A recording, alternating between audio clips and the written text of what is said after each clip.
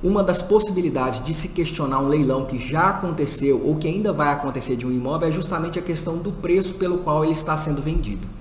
Muitos casos dessas alienações fiduciárias, desses contratos de financiamento que são feitos com banco, com construtoras e às vezes até com empresas de consórcio, a gente se depara com leilões que são feitos com preço muito abaixo do que a lei prevê, como seria o mínimo daquele valor.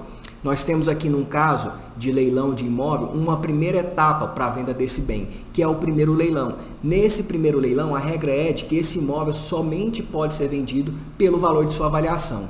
E como é que é feita essa avaliação? Quando você faz o próprio contrato de financiamento, lá já é estabelecido um preço inicial desse bem. E ele vai sendo atualizado ao longo do tempo pelo mesmo índice do contrato, que geralmente é o IGPM que é utilizado. E aí, quando se chega na data da realização do leilão, tem que fazer essa atualização monetária ao longo do tempo para saber qual que é o valor daquele imóvel para chegar nesse primeiro ponto, esse primeiro leilão.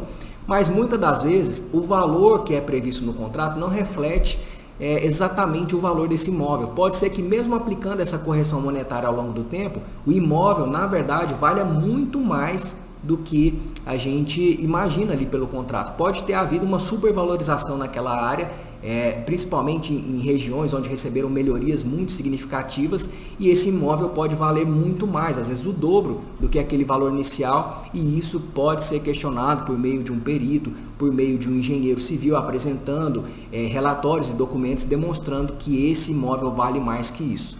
Mas essa seria a primeira regra para esse leilão acontecer. O imóvel só poderia ser vendido nessa primeira praça pelo valor de sua avaliação. Nós temos também, nesse tipo de procedimento de leilão, uma segunda fase, seria o segundo leilão, que geralmente acontece poucas horas ou poucos dias depois desse primeiro leilão.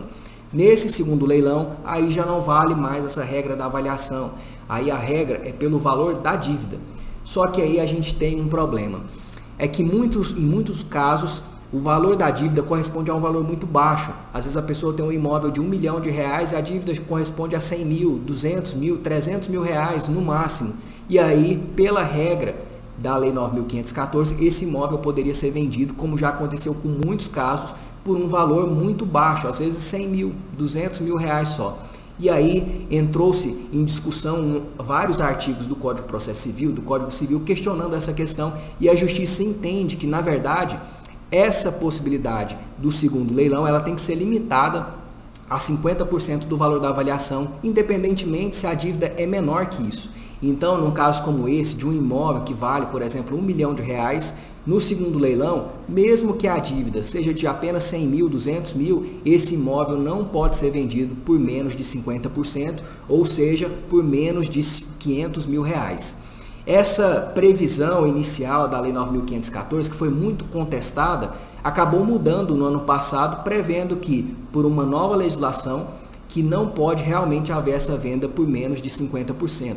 Porém, como eu já disse, em muitos casos essas vendas aconteceram ou ainda acontecem somente pelo valor da dívida, gerando um prejuízo muito grande para o devedor, que vai acabar perdendo o seu imóvel por um valor muito abaixo do que a lei estabelece como mínimo. E nesse tipo de caso, quando o imóvel está sendo posto à venda ou já foi vendido, é possível as pessoas questionarem essa realização desse leilão por um valor muito abaixo, pedindo para que esse leilão seja anulado ou então pelo menos que ela receba essa diferença de valores relativo a esse preço que foi vendido muito abaixo e o mínimo que poderia ser vendido, pedindo uma indenização contra aquela empresa que fez o leilão. Se você estiver passando por uma situação como essa, entre em contato. Eu espero que você tenha gostado desse vídeo, que ele tenha te ajudado, te trazido muitas informações interessantes sobre essa questão. E se você gostou, curta, compartilhe e até mais.